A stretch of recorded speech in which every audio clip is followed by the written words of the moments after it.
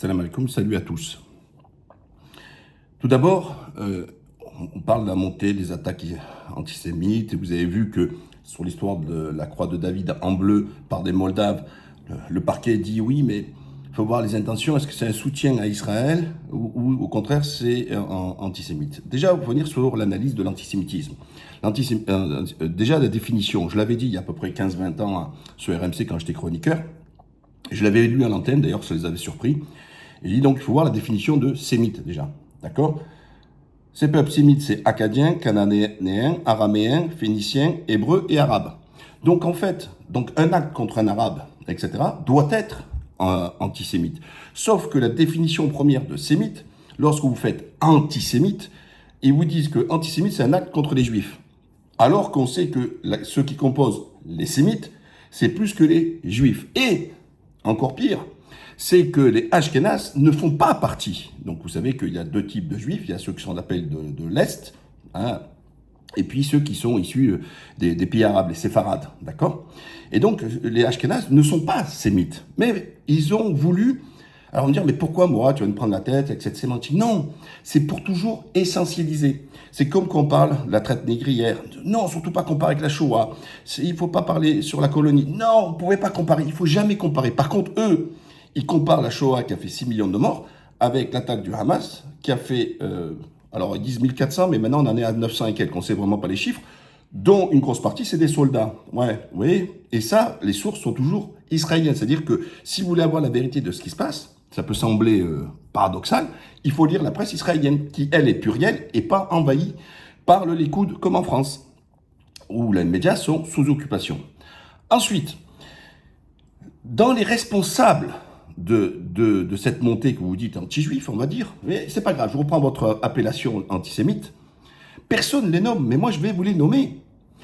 Une grande responsabilité vient des sionistes, je dis bien des sionistes de plateau, qui ont fait de l'ennemi intérieur en France toute l'année à débattre contre les musulmans qui sont pour eux des Français de trop, et qu'on voit que sociologiquement, tous ces gens qui étaient à la base au PS, parti sioniste à gauche, sont passés sur une stratégie de droite identitaire et une droite dure. Hein, et je vais vous les citer tout à l'heure. Et donc, ils défendent cette ligne, soi-disant à dire on défend l'identité française, on défend l'intérêt du français, mais en fait qu'en coulisses, c'est pour défendre l'État d'Israël, mais version Likoud. Encore une fois, faire le discernement. Tous les Israéliens ne pensent pas la même chose, tous les Juifs ne pensent pas la même chose. Et donc, et on le voit que politiquement, de plus en plus, jusqu'à peut-être passer par le texte législatif, ils veulent dire toujours d'ailleurs que l'antisionisme, c'est en fait un antisémitisme déguisé. Vous voyez, alors que le sionisme est une idéologie politique au même titre que le communisme, ou le capitalisme ou le libéralisme, et donc ils veulent vous interdire. Alors, ils volent le mot sémite, ils veulent vous interdire d'être antisémite. Mais alors, quoi dire de tous ces juifs dans le monde? Boston, Juif with a free Palestine. D'accord? Ok. Vous pouvez aller, hein? Juif for Palestine. On peut continuer comme ça. Là. Et beaucoup de Lubavitch. Donc, des gens extrêmement religieux. Donc, vous allez me dire que ces juifs très religieux seraient antisémites, ils seraient contre eux-mêmes. Non, ils sont malades. Non. Donc, ça veut dire que en Israël, il y a eu, et là, pareil, ils n'en parlent pas, il y a eu des Arabes et des Juifs pour la paix, des Israéliens pour la paix, qui ont manifesté contre le sionisme, ont été fracassés, tabassés par la police. Bien sûr, on n'en parle pas. Alors, je vais passer maintenant pour vous les citer.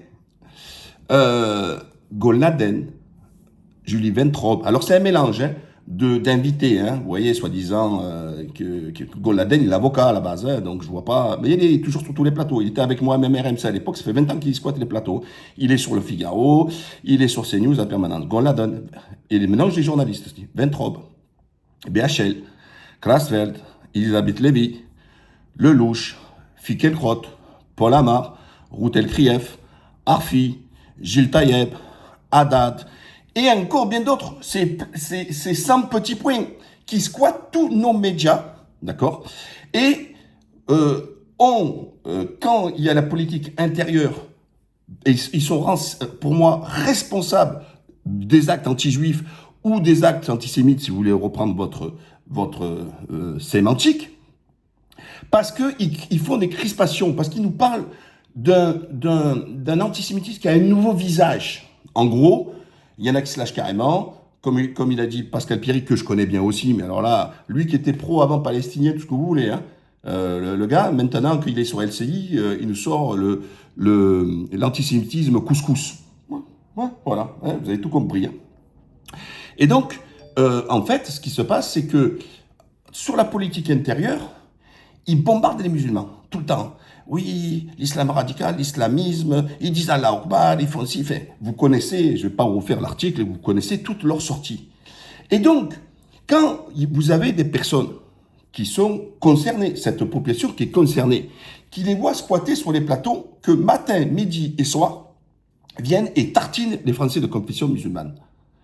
Et en nous faisant croire que justement, ils ne se sentent pas assez français. Par contre, les mêmes, ils ne vont jamais critiquer, au contraire. Ils vont dire, vous vous rendez compte, les pauvres juifs de France qui ne sont pas en sécurité en France sont obligés de faire leur alliance en Israël, etc. Donc d'un côté, ils disent que les autres ne se sentent pas assez français alors qu'ils vivent en France, ils ne partent pas dans leur pays d'origine, etc. Mais les autres qui quittent la France, ben, pour déguiser, pour dire qu'au lieu de dire qu'ils ne se sentent pas forcément français, mais plus israéliens que français, ils disent oui, c'est parce qu'ils se sentent en insécurité. Oui. Et donc, il faut dire que de tout temps, on peut revenir depuis des siècles, quand les Juifs ont été chassés, notamment d'Espagne, ils ont trouvé refuge où? Dans le monde musulman. Le monde musulman a toujours protégé les Juifs. Dans l'Empire ottoman, ce sont encore les musulmans qui ont protégé les Juifs. Qui a construit les premiers en Yougoslavie, ex-Yougoslavie, à Sarajevo, 7 synagogues? Je peux vous mettre les photos à l'époque quand j'étais à Sarajevo. 7 synagogues qui a installé les premiers juifs dans les Balkans. Qui a détruit les 5, il n'en reste plus que 2 de l'ère ottomane, synagogues? Qui a détruit les 5? C'était les Austro-Hongrois. Voilà. Donc les Austro-Hongrois ont détruit ces synagogues.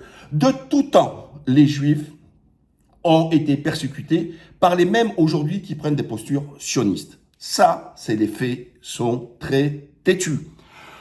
Sauf que ce déséquilibre dans ces médias où on accuse les plus fragiles, les plus faibles, les simples d'esprit, les fragilisés, ceux qui ont la haine facile, qui restent très minoritaires et tant mieux, eh ben, on veut ensuite aux Juifs de France, sans discernement, pour répliquer de leur colère face à tous ces sionistes qui sont autour des trucs. Et souvent, c'est même pas des religieux. Tous les gens que je vous donne, c'est même pas des religieux.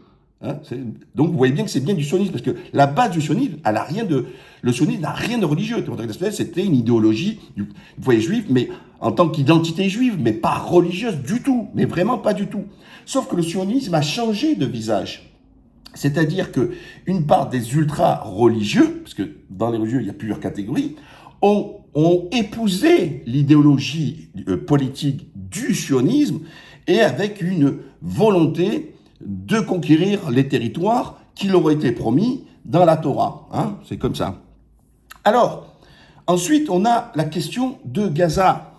Et là, on voit encore les mêmes que je viens de vous citer prennent toujours des postures à essayer d'attaquer encore une fois et en vouloir même aux gens qui soutiennent les Palestiniens d'arrêter la colonisation, d'arrêter l'oppression, ils veulent même vous enlever l'empathie.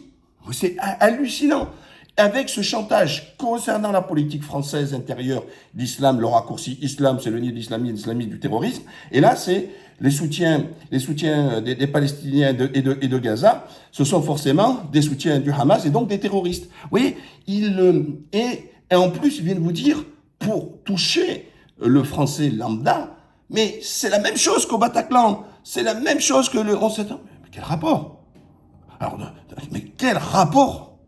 On a quelqu'un qui s'assoit sur les décisions internationales, d'accord, des Nations Unies, et qui dit que tout simplement, il y a un occupant et un squatteur. Donc ça, c'est clair.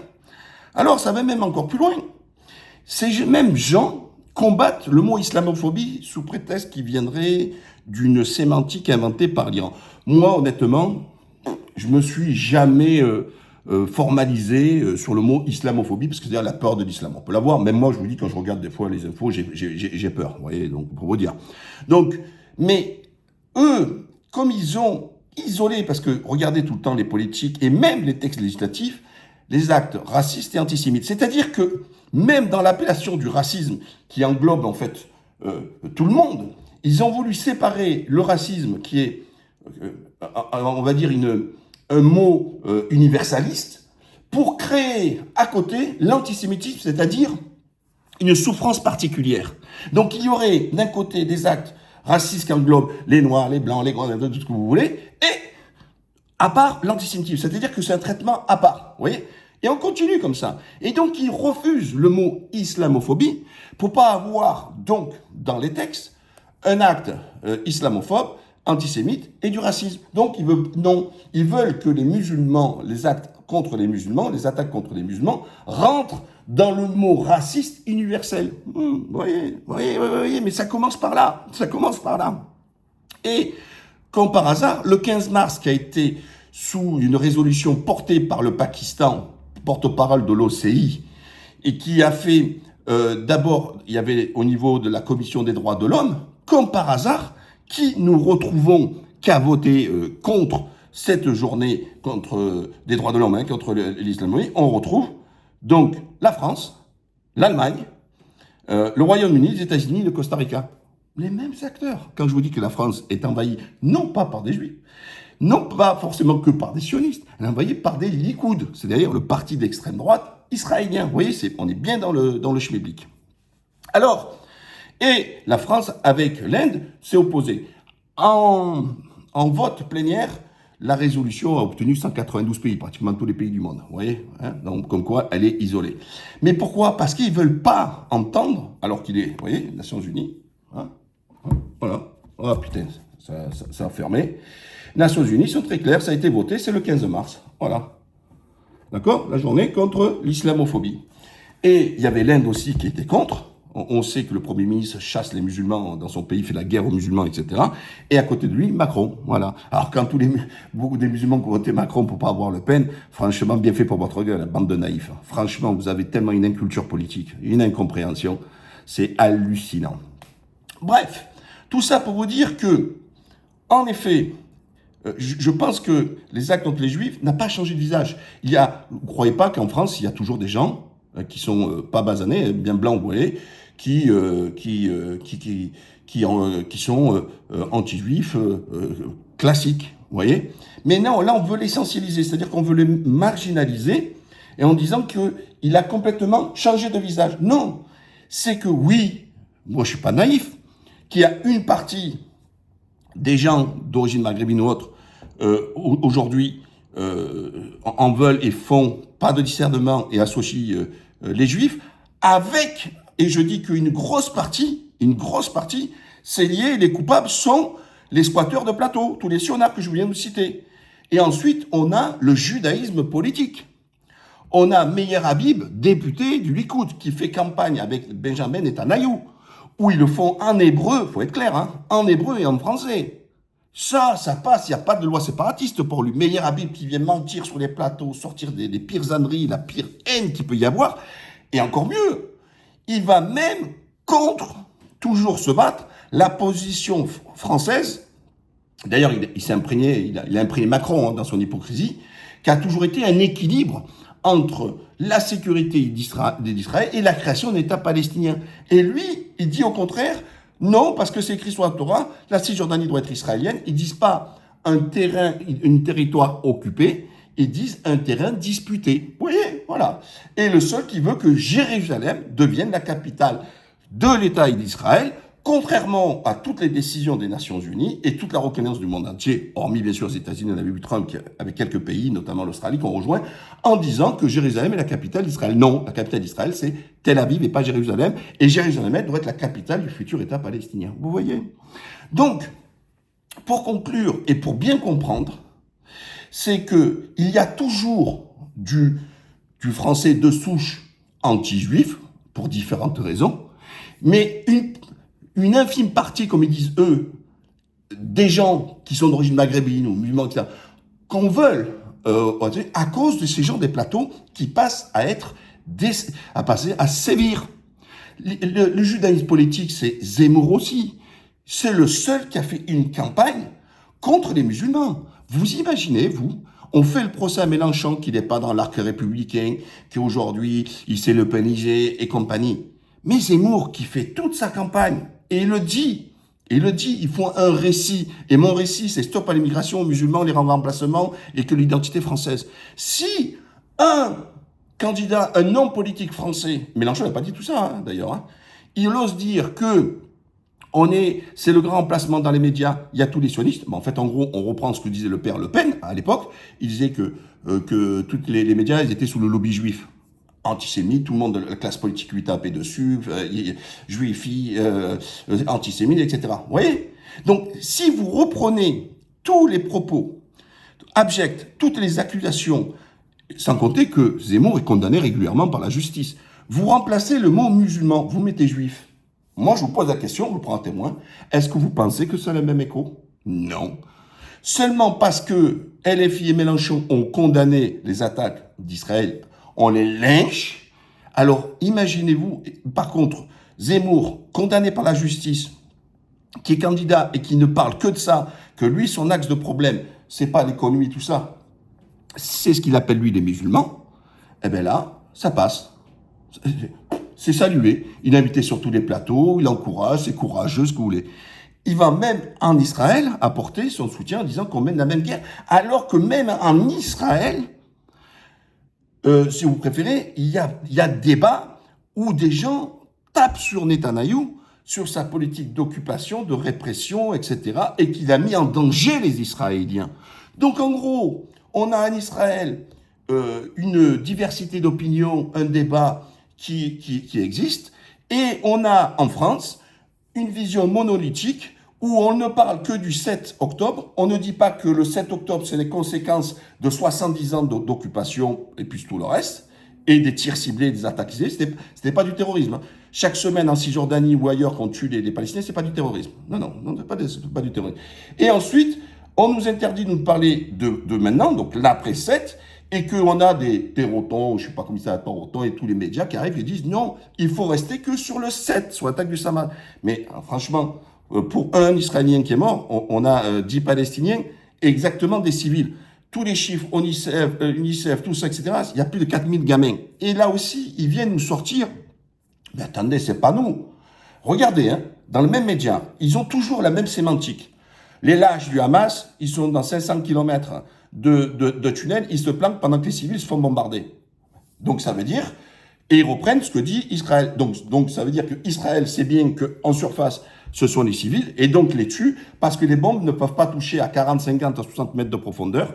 Dans les tunnels, elles ne peuvent pas toucher le Hamas. Vous voyez? Parce que pour le faire, il faut aller sur place pour pouvoir les taper. Mais par les bombes de là-bas, non. Donc, ils ont, vous voyez, dans leur paradoxe, après ils disent, oui, le Hamas tient en bouclier les gens. Mais ils vont se mettre où, le truc? Oh, on a un territoire qui est complètement fermé, il est densifié, il y a des bâtiments de partout. Ils vont se mettre où? Ils vont mettre quoi? Une caserne militaire? Ils vont mettre à quoi?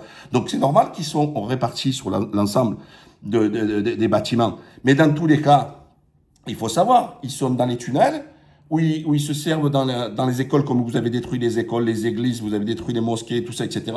Vous dites oui, parce qu'ils sont dedans, ils sont dans le sous-sol. Mais si tu tapes l'hôpital ou tu tapes le truc, tu toucheras pas le sous-sol. Donc tu vises les civils. Mais vous comprenez, c'est hallucinant. Vous voyez, même dans leurs propos.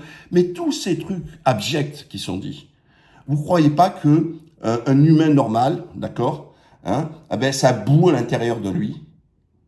Et vous comprenez, je ne justifie pas, attention, des actes contre les juifs. Je le dis encore, il y a des juifs qui combattent. Et avant le 7 octobre, la majorité d'Israéliens combattaient, notamment des généraux, des anciens du Mossad, tout ça, combattaient la politique de Netanyahou, notamment en la rendant une dictature sur des textes législatifs. Donc vous voyez, je dis simplement que ce que je vous dis, le diront jamais, c'est que quand on voit même le CRIF, avec à l'époque même Kuckerman, qui a passé son temps à taper sur les musulmans en France, qui a passé son temps à sortir le Likoud au lieu d'avoir une position neutre politique. Comprenez bien que derrière, ça a des conséquences. Ils nous disent toujours importer le conflit, mais c'est eux qui l'importent. Donc quand ils font le premier jour une manifestation pour soutenir les Israéliens, c'est pas importé, c'est universaliste. Quand c'est pour Gaza, c'est importé et ça devient proche Hamas. Et quand on a tous ces acteurs qui viennent verser leur haine contre les musulmans, les accuser de tous les maux et compagnie, ça passe laisse. Mais moi je leur dis, c'est eux qui en grosse partie en portent la responsabilité. Finalité, il faut analyser les raisons là-dessus, mais encore une fois, cette politique aussi victimaire, ça fait partie de leur corpus intellectuel. C'est je tape et tu pleures, je tape et je pleure, je tape et je pleure. Donc en fait pour eux, il faut rester là aujourd'hui, qu'au 7, et les autres, comme ils les appellent, les dégâts collatéraux, les Palestiniens civils, c'est pas leur faute, c'est bouclier. Vous voyez, ils inventent toujours des mots, des trucs pour enlever ça. Et pire, aujourd'hui, ils veulent, après avoir tout ce qu'ils ont fait pour les musulmans, l'interdiction, la maman qui accompagne un club, l'histoire du sport, les filles ne peuvent pas faire du basket, les mecs qui peuvent pas prendre leur douche au sport avec un maillot, on a fait la loi séparatiste, la charte de la honte, maintenant on dit qu'Allah Akbar c'est un cri de guerre, on leur enlève tout, et même là, on veut leur enlever l'empathie. Et ça marche, parce que la majorité des musulmans s'écrasent. Et puis, se couchent. Voilà, donc je compte sur vous de partager, parce que cette analyse, hélas, ne verra jamais le jour dans nos médias.